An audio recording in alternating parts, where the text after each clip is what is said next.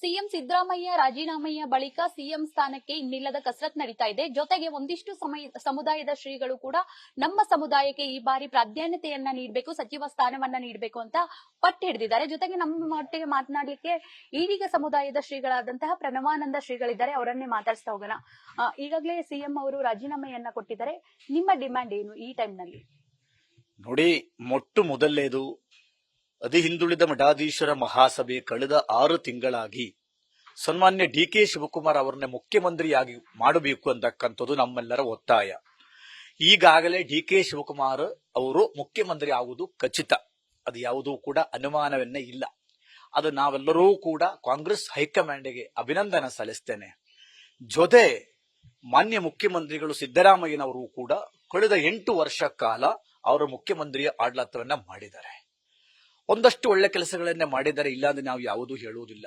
ಆದ್ರೆ ಸಮಪಾಲು ಮತ್ತು ಸಮಬಾಳು ಅಂತಕ್ಕಂಥದ್ದು ಬಹಳ ಅನಿವಾರ್ಯವಾಗ್ತದೆ. ಆ ಒಂದು ಹಿನ್ನೆಲೆಯಲ್ಲಿ ಡಿ.ಕೆ. ಶಿವಕುಮಾರ್ ಅವರಿಗೆ ಅವಕಾಶ ಸಿಗಬೇಕು ಅಂತಕ್ಕಂಥದ್ದು ಈ ನಾಡಿನಲ್ಲಿ ಚರ್ಚೆ ಆಗಿದೆ, ಹೈಕಮಾಂಡ್ ಗೊತ್ತಾಗಿದೆ.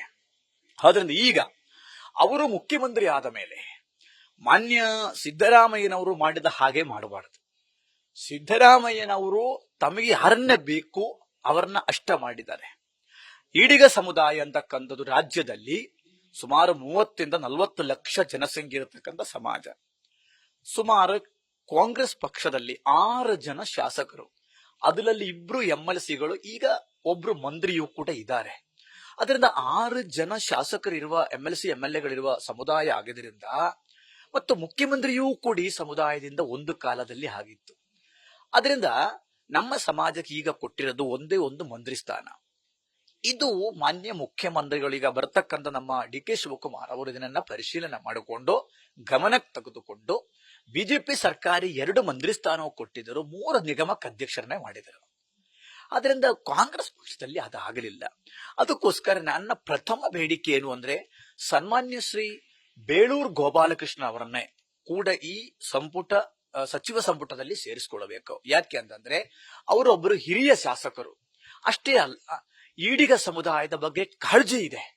ಸಮುದಾಯದ ಬಗ್ಗೆ ವಿಧಾನಸಭೆಯಲ್ಲಿ ಎದ್ದು ನಿಂತು ಬಡದಾಡ್ತಾ ಇದ್ದಾರೆ, ಮಾತಾಡ್ತಾ ಇದ್ದಾರೆ. ಇದು ನಮ್ಮ ಪ್ರಮುಖವಾದ ಬೇಡಿಕೆ. ಆದ್ರೆ ಈಡಿಗ ಸಮುದಾಯ ಒಂದು ಮಂತ್ರಿ ಸ್ಥಾನಕ್ಕೆ ಸೀಮಿತವಾಗಬಾರದು. ಡೆಪ್ಯೂಟಿ ಸಿಎಂ ಕೂಡ, ಉಪಮುಖ್ಯಮಂತ್ರಿ ಸ್ಥಾನಕ್ಕೂ ಕೂಡ ಈಡಿಗ ಸಮುದಾಯ ಇವತ್ತು ನಾವು ಕ್ಲೈಮ್ ಮಾಡ್ತಾ ಇದ್ದೀವಿ, ಅವಕಾಶವನ್ನು ನಾವು ಕೇಳುತ್ತಾ ಇದ್ದೀವಿ. ಯಾಕೆ? ಇರೋದೇ 2 ವರ್ಷ.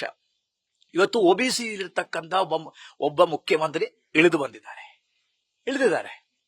ಅದಕ್ಕೆ OBC ಅವರಿಗೆ ನ್ಯಾಯ ಕೊಡ್ಲೇಬೇಕಾಗತ್ತಲ್ವಾ? ಒಕ್ಕಲಿಗರ ಮುಖ್ಯಮಂತ್ರಿ ಆದ್ರೆ ಅಲ್ಲಿ OBC ಅವರಿಗೆ ನ್ಯಾಯ ಕೊಡ್ಲೇಬೇಕಾಗುತ್ತೆ. ಆದ್ರಿಂದ ಇದು ನಮ್ಮ ಪ್ರಶ್ನೆ. ಮತ್ತು ಇನ್ನೊಂದು, ನಮ್ಮ ಸಮಾಜ ನೋಡಿ, ಈಡಿಗ ಸಮುದಾಯಕ್ಕೆ ಯಾವ ಮುಖ್ಯಮಂತ್ರಿಗಳ ಅನ್ಯಾಯ ಮಾಡಿದ್ದಾರೆ ಅವ್ರದೆಲ್ಲ ಪರಿಸ್ಥಿತಿ ಇದೇ ರೀತಿ ಆಗಿದೆ. ಇದು 2ನೇ ಪ್ರಶ್ನೆ ಏನಿಲ್ಲ. ರಾಜೀನಾಮೆ ಬಳಿಕ ಎಲ್ಲ ಸಮುದಾಯದ ಶ್ರೀಗಳು ನಮ್ಮ ಸಮುದಾಯಕ್ಕೆ ಪ್ರಾಧಾನ್ಯತೆ ಕೊಡಬೇಕಂತ ಬಂದ್ರೆ ಯಾರಿಗೆ ಕೊಡಬೇಕು, ಯಾರಿಗೆ ಅಧಿಕಾರ ಕೊಡಬೇಕು, ಹೆಂಗೆಲ್ಲ ಹಂಚಿಕೆ ಆಗ್ಬೇಕಂತ ಪ್ರಶ್ನೆ ಇದೆ.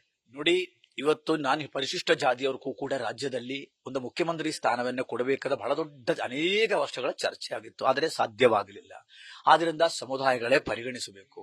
ಮತ್ತೆ ನೋಡಿ, ಕಾಂಗ್ರೆಸ್ ಪಕ್ಷ ಏನ್ ಹೇಳ್ತಾರೆ, ಸಮಾನತೆ ಮತ್ತು ಸಾಮಾಜಿಕ ನ್ಯಾಯವನ್ನ ಹೇಳಿಕೊಂಡು ಬಂದಿದ್ದಾರೆ ಕಾಂಗ್ರೆಸ್ ಪಕ್ಷ. ಆದ್ರೆ ಇದು ಎರಡೂ ಕೂಡ ಡಿ.ಕೆ. ಶಿವಕುಮಾರ್ ಅವರು ಕಾಪಾಡಬೇಕಾಗತ್ತೆ. ಇವತ್ತು ನೋಡಿ, ವಿಶ್ವಕರ್ಮ ಸಮುದಾಯ, ಅದೇ ರೀತಿಯಲ್ಲಿ ಕುಂಬಾರ ಸಮುದಾಯ, ಶಿವಸಿಂಬಿ ಸಮುದಾಯ, ದೇವಾಡಿಗ ಸಮುದಾಯ, ಮಡಿವಾಳ ಸಮುದಾಯ, ಇಂಥ ಅನೇಕ ಸಮುದಾಯಗಳಿಗೊಂದು MLA ಅಲ್ಲ, ಒಂದು MLC ಅಲ್ಲ, ಜಿಲ್ಲಾ ಪಂಚಾಯತ್ ಮೆಂಬರೂ ಸಮೇತ ಇಲ್ಲ. ಆದ್ರಿಂದ ರಾಜ್ಯದಲ್ಲಿ 850 OBCಗಳಿದ್ರಿಂದ, ಜಾತಿಗಳಿದೆ, ಇವತ್ತು ಕೇವಲ 120-130 ಜಾತಿಗಳಿಗಷ್ಟ ನ್ಯಾಯ ಸಿಕ್ಕಿದೆ. ಆದ್ರಿಂದ ಈ ಸಮುದಾಯಗಳಿಗೆಲ್ಲ 6 ತಿಂಗಳಂದ್ರೆ 6 ತಿಂಗಳು, 1 ವರ್ಷ ಅಂದ್ರೆ 1 ವರ್ಷ. ಆದ್ರಿಂದ ಎಲ್ಲ ಸಮುದಾಯಗಳಿಗೂ ಕೂಡ ಸನ್ಮಾನ್ಯ ಡಿ.ಕೆ. ಶಿವಕುಮಾರ್ ಅವರು ನ್ಯಾಯವನ್ನೇ ಕೊಡಬೇಕು. ಮತ್ತೆ ನಮ್ಮ ಸಮುದಾಯದಲ್ಲಿ ವಿಶೇಷವಾಗಿ ಡಿ.ಕೆ. ಶಿವಕುಮಾರ್ಗೆ ಒಂದು ಜವಾಬ್ದಾರಿ ಇದೆ. ಯಾಕೆ? ಅವರನ್ನೇ ಮೊಟ್ಟ ಮೊದಲು ಮಂತ್ರಿಯಾಗಿ ಮಾಡಿರ್ತಕ್ಕಂಥದ್ದು. ದಿವಂಗತ ಬಂಗಾರಪ್ಪನವರ ಸಚಿವ ಸಂಪುಟದಲ್ಲಿ ಬಂದಿಕ್ಕಾನೆ ಸಚಿವರಾಗಿ ಬಂಗಾರಪ್ಪನವರನ್ನ ಮಾಡಿದ್ರು. ಅಷ್ಟೇ ಅಲ್ಲ, ಅವರಿಗೆ ರಾಜಕೀಯ ಗುರುಗಳು, ಡಿ.ಕೆ. ಅವರ ರಾಜಕೀಯ ಗುರುಗಳೂ ಕೂಡ ಬಂಗಾರಪ್ಪ ಅಂತಕ್ಕಂಥದ್ದು ಅನೇಕ ಕಡೆ ಅವರಿಗೆ ಹೇಳಿದ್ದಾರೆ. ಆದ್ರಿಂದ ಸನ್ಮಾನ್ಯ ಶಿವಕುಮಾರ್ ಅವರೇ, ಈಡಿಗ ಸಮುದಾಯದ ಪರವಾಗಿ ನಾನು ಕೇಳುವುದು ಒಂದೇ, ಒಂದು ಡೆಪ್ಯೂಟಿ ಸ್ಥಾನ, ಒಂದು ಸ್ಥಾನ, ಮುಖ್ಯಮಂತ್ರಿ ಸ್ಥಾನ, ಉಪಮುಖ್ಯಮಂತ್ರಿ ಸ್ಥಾನ, ಅದು ಯಾರಿಗೂ ಬೇಕಾದ್ರೂ ನೀವು ಕೊಡಿ. ಆದ್ರೆ ಮಂತ್ರಿಯಾಗಿ ಬೇಳೂರು ಗೋಪಾಲಕೃಷ್ಣ ಅವರನ್ನ ಯಾವ ಕಾರಣಕ್ಕೂ ಮಿಸ್ ಆಗಬಾರದು. ಬೇಳೂರು ಗೋಪಾಲಕೃಷ್ಣ ಜೊತೆ ನಿಂತಿದ್ದೀರಿ, ತಮಗೋಸ್ಕರ ಹೋರಾಟವನ್ನ ಮಾಡಿದಿರಿ, ನಾವೆಲ್ಲರೂ ಕೂಡ ಮಾಡಿದೀವಿ. 16 ಜನ ಬೈದಿದ್ರು, ಯಾವುದೂ ಕಿವಿಯಲ್ಲಿ ಹಾಕಿರಲಿಲ್ಲ. ಆದ್ರಿಂದ ಆ ವ್ಯವಸ್ಥೆ ಆಗಬೇಕು ಅಂತಕ್ಕಂಥದ್ದು. ಮತ್ತೆ ಈಡಿಗ ಸಮುದಾಯದ ಹಲವಾರು ಬೇಡಿಕೆಗಳು ಇದೆ. ಇದೇ ಮುಖ್ಯಮಂತ್ರಿಗಳು ನಮ್ಮ ಕುಲಕಸವು ಸೇಂದಿಯನ್ನು ನಿಲ್ಲಿಸಿದ್ರು ಸಿದ್ದರಾಮಯ್ಯನವರೇ. ಹಾಗಾಗಿ ಈಡಿಗ ಸಮುದಾಯಕ್ಕೆ ಯಾರ್ಯಾರು ಅನ್ಯಾಯ ಮಾಡಿ ಹೋಗಿದ್ರು ಈ ರಾಜ್ಯದಲ್ಲಿ, ಅವ್ರಿಗೆಲ್ಲ ಇದೇ ಪರಿಸ್ಥಿತಿಯನ್ನಾಗಿದೆ ಅಂತಕ್ಕಂಥದ್ದು ನಾನು ಹೇಳಬಹುದು. ಅದಕ್ಕೋಸ್ಕರ ಎಲ್ಲಾ ಸಮುದಾಯಗಳಿಗೂ DK ಶಿವಕುಮಾರ್ ಅವರು ನಾಳೆ ಮುಖ್ಯಮಂತ್ರಿ ಆಗ್ತದೆ, ಅವರಿಗೆ ನ್ಯಾಯ ಕೊಡ್ಲೇಬೇಕು ಅಂತಕ್ಕಂಥದ್ದು ನಾನು ಹೇಳುತ್ತೇನೆ. ಜೊತೆ ಇನ್ನೊಂದು ಮಾತು ಹೇಳಬಿಡ್ತೇನೆ ನೋಡಿ, ಈಗಾಗಲೇ ನಮ್ಮ MLC ಎಲೆಕ್ಷನ್ ಕೂಡ ನಡೀತಾ ಇದೆ. ಅದರಲ್ಲಿ ತಿಪ್ಪಣ್ಣಪ್ಪ ಕಮಕನೂರವರು ಅವರು ಬೆಸ್ಟ್ ಸಮುದಾಯದ ಒಬ್ಬ ಶಾಸಕರು, ಒಬ್ಬ MLC. ಬರೀ 4 ವರ್ಷ ಸಿಕ್ಕಿದೆ ಅವರಿಗೆ. ಅವರನ್ನೇ ಕೂಡ ಮಲ್ಲಿಕಾರ್ಜುನ ಖರ್ಗೆ ಅವರು ಮುಂದುವರಿಸಬೇಕು ಅಂತಕ್ಕಂಥ ಮೊನ್ನೆ ಡೆಲ್ಲಿ ಹೋದಾಗ ನಾವು 40 ನಿಮಿಷ ಕಾಲ ಚರ್ಚೆ ಮಾಡಿದ್ವಿ. ಈ ವಿಷಯ ಪ್ರಿಯಾಂಕ್ ಖರ್ಗೆನೂ ಭೇಟಿಯಾಗಿದ್ದೀವಿ, ದುರ್ಖರ್ಗೆನೂ ಎಲ್ಲ ಭೇಟಿಯಾಗಿ ಹೇಳಿದಿವಿ. ಆದ್ರಿಂದ ಸಮಾನತೆ ಮತ್ತು ಸಾಮಾಜಿಕ ನ್ಯಾಯ ಕಾಂಗ್ರೆಸ್ ಪಕ್ಷ ನೋಡಬೇಕು. ಎರಡನೇದು ಬರತಕ್ಕಂತ ಕಾರ್ಪೊರೇಷನ್ ಎಲೆಕ್ಷನ್, ಗ್ರಾಮ ಪಂಚಾಯತ್ ಎಲೆಕ್ಷನ್, ಜಿಲ್ಲಾ ಪಂಚಾಯತ್ ಎಲೆಕ್ಷನ್, 2028 ಅಲ್ಲಿ ವಿಧಾನಸಭಾ ಎಲೆಕ್ಷನ್, ಇದೆಲ್ಲವನ್ನೆಯೂ ಕೂಡ ಲೆಕ್ಕಕ್ಕೆ ತೆಗೆದುಕೊಂಡು ಪಕ್ಷ ಜವಾಬ್ದಾರಿ ತೆಗೆದುಕೊಂಡು ಮಾಡಬೇಕಾಗುತ್ತಂತ ಮಾತನ್ನ ನಾನು ಹೇಳುತ್ತಾ ಇದ್ದೀನಿ. ಕೊನೆಯ ಪ್ರಶ್ನೆ ಚಿಕ್ಕದಾಗಿ ಹೇಳೋದಾದ್ರೆ, ನೀವು ಈಗ ರಾಜಕೀಯದಲ್ಲಿ ಅಭಿವೃದ್ಧಿ ಆಗ್ಬೇಕಾ ಅಥವಾ ಸಮುದಾಯಗಳ ನಾಯಕರಿಗೆ ಅವಕಾಶ ಕೊಡ್ಬೇಕಾ? ಜನ ಅಭಿವೃದ್ಧಿಯನ್ನ ನೋಡ್ಬೇಕಾ ಅಥವಾ ಸಮುದಾಯದ ನಾಯಕರನ್ನ ನೋಡ್ಬೇಕಾ ಅಂತ ನೋಡಿ.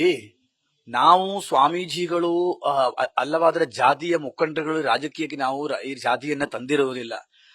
ಜಾತಿಯನ್ನ ಇವತ್ತು ರಾಜಕೀಯ ತಂದಿಟ್ಟು ಬಿಟ್ಟವರು ಯಾರು? ಇದೇ ರಾಜಕಾರಣಿಗಳೇ. ಅವ್ರಿಗೆ ಬೇಕಾದ ಸಂದರ್ಭದಲ್ಲಿ ಅವರು ಉಪಯೋಗಿಸಿಕೊಳ್ಳದೆ ಬೇಡಾದ ಸಮಯದಲ್ಲಿ ಕೈ ಬಿಡುತ್ತಾರೆ. ಅದು ಆಗಬಾರದು. ಈಗ ರಾಜಕೀಯದಲ್ಲಿ ಸ್ವಾಮಿಗಳ ಎಂಟ್ರಿ ಎಷ್ಟು ಸರಿ?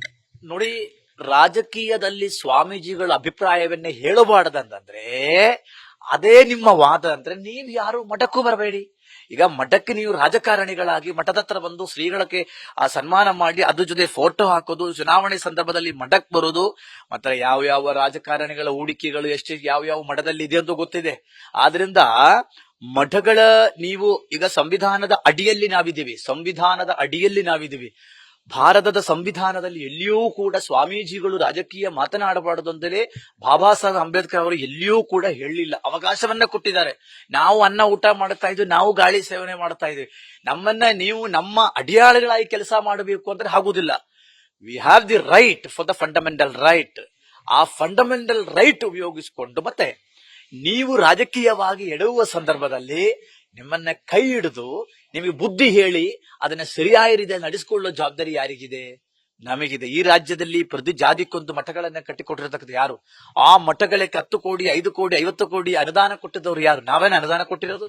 ನೀವುಗಳಲ್ಲಿ ಅನುದಾನ ಕೊಟ್ಟಿರೋದು. ಯಾಕೆ ಅನುದಾನ ಕೊಟ್ರೆ? ಮೊದಲ ಸ್ವಾಮೀಜಿಗಳು ಹಳ್ಳಿಗಳು ಹೋಗ್ತಿತ್ತು, ಪ್ರವಚನ ಮಾಡ್ತಿದ್ರು, ಅಲ್ಲಿ ಸತ್ಸಂಗ ಮಾಡುತ್ತಿದ್ರು. ಈಗೆಲ್ಲ ಬಿಟ್ಟು ಬಿಟ್ಟಾರೆಲ್ಲರು. ಯಾಕೆ? ಬಜೆಟ್ ಅಲ್ಲಿ ಹಣ ಬರ್ತದೆ ವರ್ಷಕ್ಕೊಂದ್ಸಲ ಅಂತ ಹೇಳಿ ಎಲ್ಲ ಬಿಟ್ಟು ಅದಕ್ಕೆ ಕಾರಣ ಯಾರು? ಸ್ವಾಮೀಜಿಗಳ ಧರ್ಮದ ಕೆಲಸದಲ್ಲಿ ಅವರನ್ನ ನಿರ್ಲಕ್ಷ್ಯ ಮಾಡಿಸೋದಕ್ಕೆ ಕಾರಣ ಕೂಡ ಒಂದು ಪಾತ್ರ ಯಾರು? ಇದೇ ರಾಜಕಾರಣಿಗಳೇ. ನಾವು ಹಿಂದುಳಿದ ಮಠಾಧೀಶರ ಸಭೆ ನಾನು ಕೂಡ ಹೇಳದೇನು, ನೀವು ಮಠಗಳಿಗೆ ಅನುದಾನವನ್ನ ಕೊಡುವ ಸಂದರ್ಭದಲ್ಲಿ ದೊಡ್ಡ ಮಠಗಳು 10 ಕೋಟಿ ಕೊಡ್ತೀರಿ, 20 ಕೋಟಿ ಕೊಡ್ತೀರಿ. ಆದ್ರೆ ಸಣ್ಣ ಮಠಗಳ ತಿರುಗೇ ಕೂಡ ನೋಡೋದಿಲ್ಲ. ಅವರ ಮಠದ ಮುಂದೆ ಹೋದ್ರೆ ಒಂದು ಬೇಟೆ ಕೂಡ ಕೊಡುವುದಿಲ್ಲ. ಇದು ಬದಲಾವಣೆ ಆಗಬೇಕು ಅಂತಕ್ಕಂಥದ್ದು ಈಗಾಗಲೇ DK ಶಿವಕುಮಾರ್ ಅವರು ತಿಳಿಸಿದೀವಿ ನಾವು. ಸಿಎಂ ರಾಜೀನಾಮೆಯ ಬಳಿಕ ನಮ್ಮ ಸಮುದಾಯಕ್ಕೆ ಅಂದ್ರೆ ಈಡಿಗ ಸಮುದಾಯಕ್ಕೆ ಡೆಪ್ಯೂಟಿ ಸಿಎಂ ಮತ್ತೆ ಸಚಿವ ಸ್ಥಾನಕ್ಕೆ ಅವಕಾಶವನ್ನ ಕಲ್ಪಿಸಿಕೊಡ್ಬೇಕು ಅನ್ನೋದು ಈಡಿಗ ಸಮುದಾಯದ ಶ್ರೀಗಳಾದಂತಹ ಪ್ರಣವಾನಂದ ಸ್ವಾಮಿಗಳ ಆಶಯ. ಕ್ಯಾಮರಾ ಪರ್ಸನ್ ಬೈರಿಶ್ ತಿಪ್ಟೂರ್ ಜೊತೆ Savitha Ramachandra, news first Bengaluru. News first ನಿರ್ಭೀತಿಯಿಂದ ನಿಮ್ಮ ಪರವಾಗಿ.